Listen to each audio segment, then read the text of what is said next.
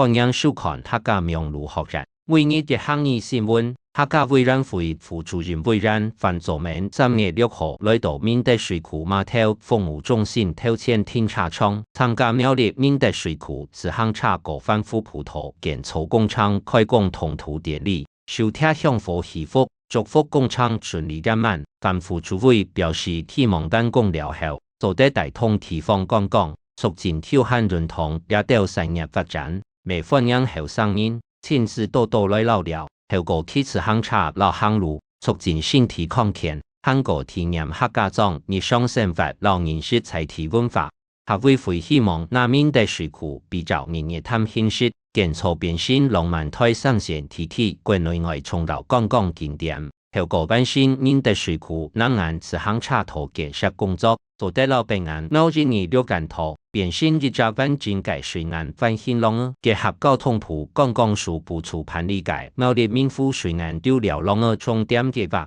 完善緬甸水庫吊療環境，勞共享服務設施品質，變身國際級景點，帶動浪漫台上線體體跳漢觀光產業嘅新體發展。以上係客家名如學人嘅報道。接下來為教大家基本理解每日嘅行業就係自行車，老太當日騎自行車去學校上課，老太當日騎自行車去學校上課，你學會嗎？下禮拜上來了。